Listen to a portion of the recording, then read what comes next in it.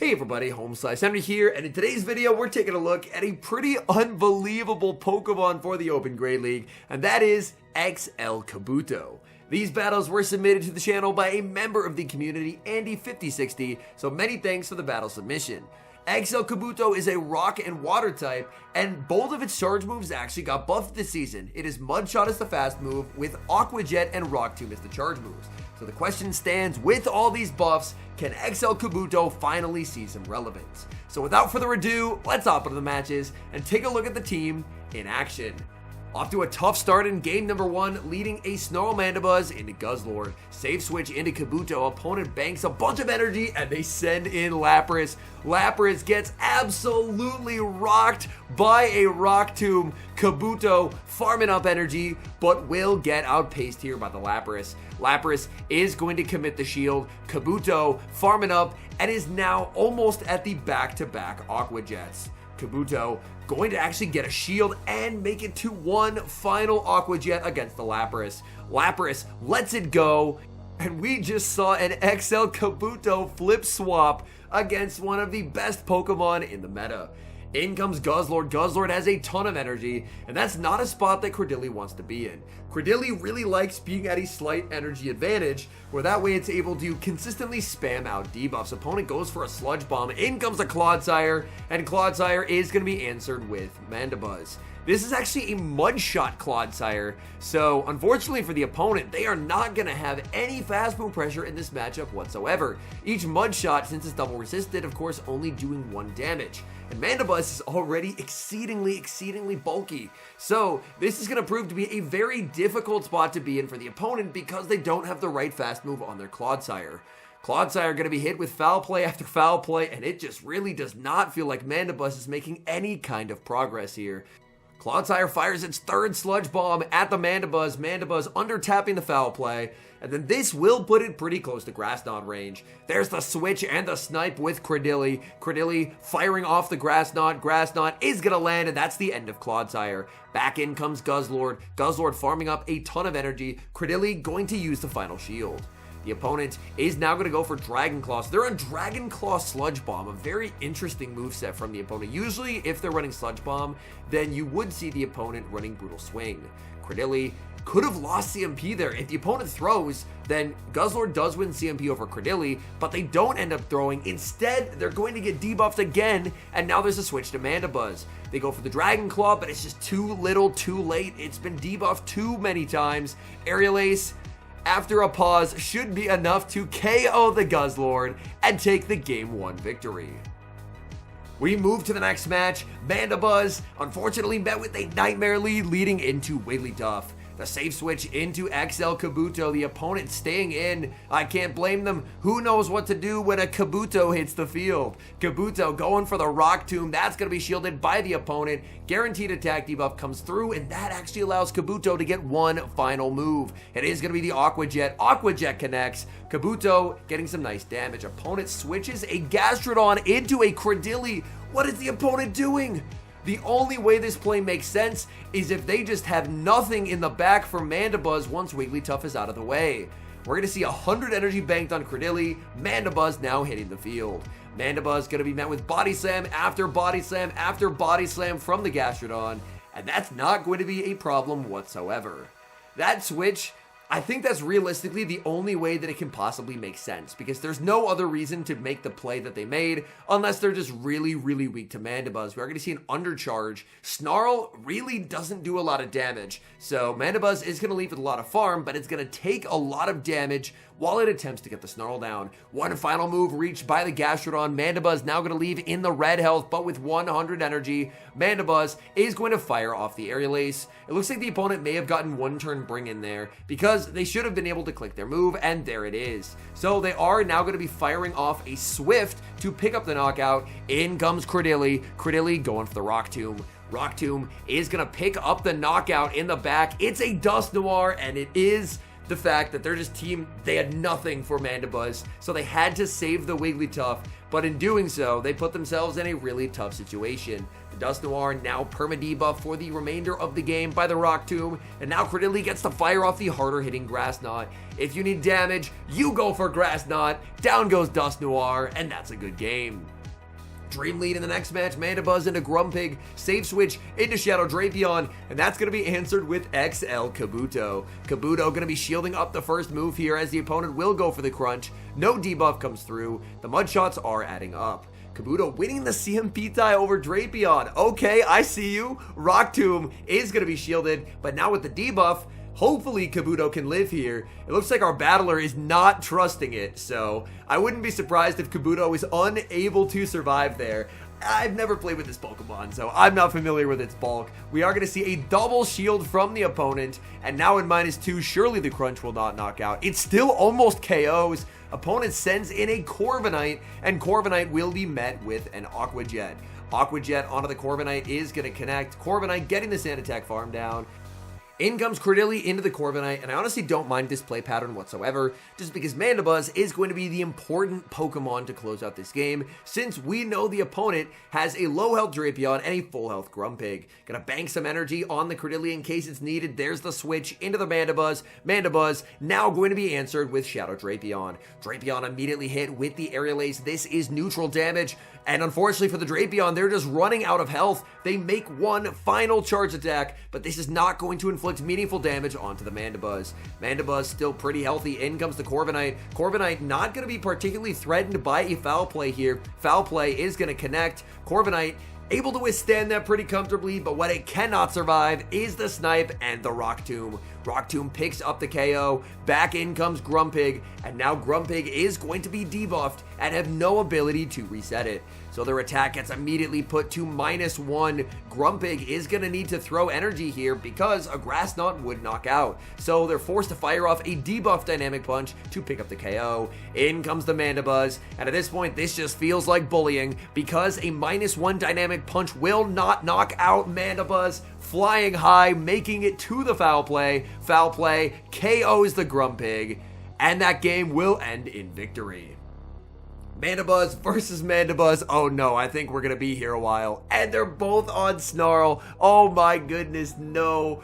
Well, at least with Air Slash, there's fast move pressure. In this mirror, Snarl Mandibuzz versus Snarl Mandibuzz, unfortunately there is no fast move pressure to speak of. So this matchup is entirely going to come down to many charge moves. Looks like the opponent does have the higher attack Mandibuzz, so in the CMP tie, they're able to go first. At some point in this matchup, ideally, as the Mandibuzz, you would want to try and bank a bunch of energy and then save it for later, and there we do see the switch into Kabuto. Kabuto going to be answered with a Golurk. Golurk going to be immediately met with an Aqua Jet, and Aqua Jet will be shielded. Kabuto trying to get one final move, but unable to do so. In comes Mandibuzz, and Mandibuzz more than happy to absorb a Dynamic Punch. Dynamic Punch is going to land Mandibuzz at the back-to-back foul place. This is the non-Shadow Golurk, but Golurk is very frail. Oh, Golurk actually survives, and that is not ideal. Golurk, thanks to this new Dynamic Punch pacing, able to pick up the KO. In comes Credilli, and it's going to be Credilli versus the world.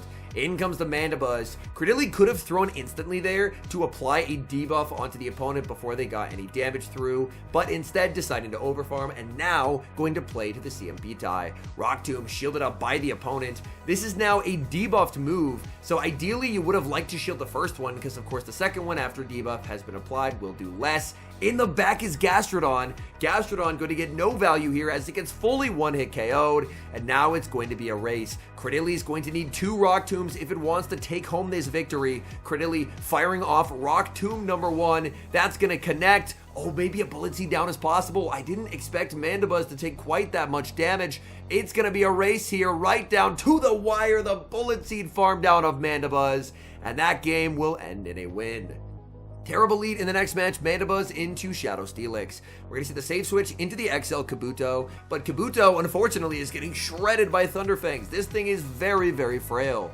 We will see a shield come up from the Steelix. Steelix now going to switch out into a non-Shadow for Alligator. The opponent apparently has no fear of Grass types. Grass types would destroy this team, but look at that Rock Tomb rocking that poor for Alligator. for Alligator, barely clinging to a couple remaining HP as Credilli hits the field. Credilli going to be committing the shield. Ice Beam would hit for super effective damage. Credilli with a big Bullet Seed farm down, exiting with a lot of energy. So now the opponent, they choose to bring in the Steelix. They throw right away. That's a free Bullet Seed to the Credilli. Steelix going for the Breaking Swipe, fishing for an attack drop, and they are successful. So now the Credilli doesn't quite have the damage that it typically would. This Grass Knot is going to land. Can't quite get to another one. Stored energy from the Steelix coming in clutch for the opponent, as now they go for a defense drop, and they're going to send in Tentacruel. Tentacruel immediately debuffed with a Rock Tomb, and then we are going to see a switch out into Mandibuzz.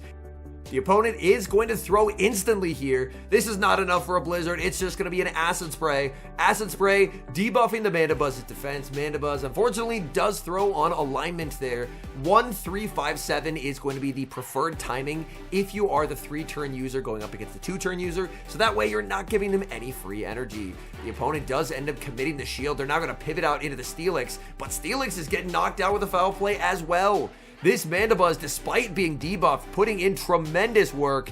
In comes Credilli. Credilli going to be met with energy from the Tentacruel. We see the no shield calling the Acid Spray and getting it right. And now gets to save that shield. Didn't even need it. Taking the win with one shield intact. Down goes Tentacruel, and that's a good game. Mandibuzz, Clodsire. Okay, we see a save switch instantly pivoting into Kabuto. Opponent now going to send out a Swampert, and Swampert is, of course, going to be hitting for super effective damage with Mud Shots. These fast moves adding up. Swampert, did it just lose CMP to an XL Kabuto? How much attack does this thing have? Oh my goodness.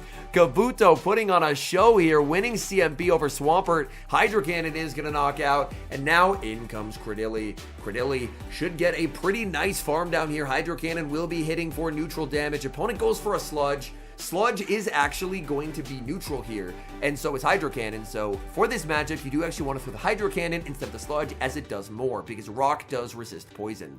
Rock is a truly terrible defensive typing, but that is one situation where it does actually help out. Clodsire goes for the Sludge Bomb, and as we see, that Sludge Bomb hits for neutral damage. So Credilli gets the return fire now with the Grass Knot. Grass Knot is going to land. We see a switch into the Mandibuzz as Clodsire is going to fire off its energy. Clodsire, it was just the Sludge Bomb, and in the back they have their own Mandibuzz. Oh no, we're in another Snarl Mandibuzz mirror. Oh my goodness. Mandibuzz versus Mandibuzz. No fast move pressure on either side. Looks like the opponent does have the slightly higher attack and therefore a less bulky Mandibuzz overall. So in this matchup, we're going to see a lot of Aerial Aces traded, but in this matchup, the important thing to watch for is if the opponent throws too quickly, if they don't have residual energy, then that allows Andy to pivot out. So it's a pretty big error by the opponent.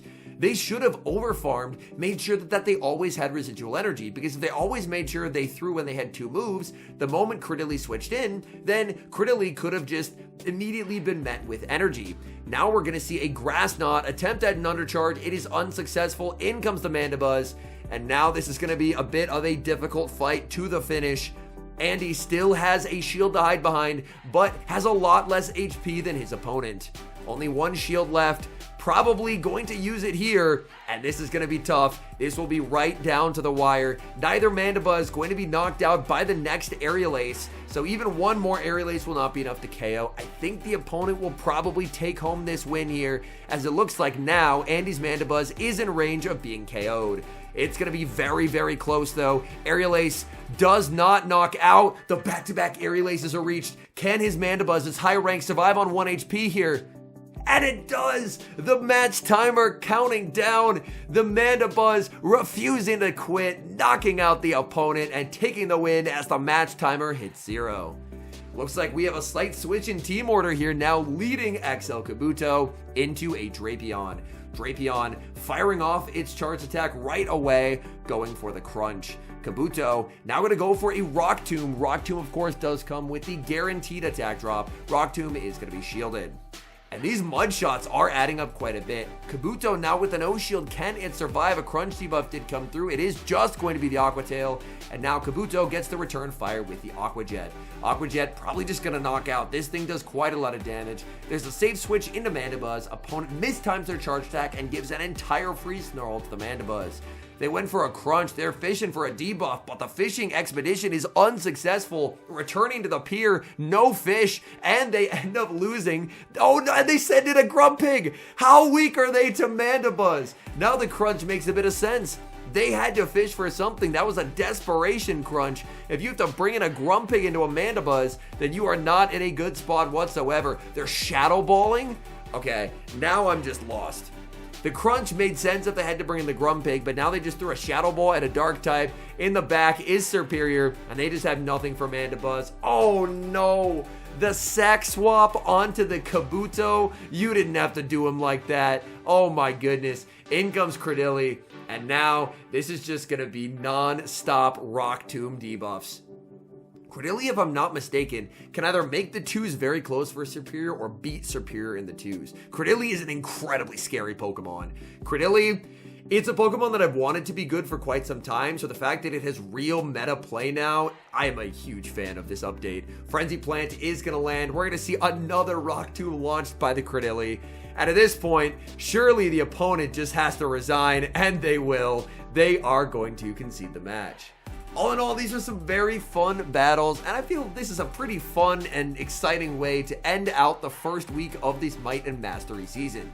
The leagues are going to be rotating later today to the Ultra League and I believe to the Scroll Cup, and I'm very excited. I have a lot that I want to try in the Ultra League.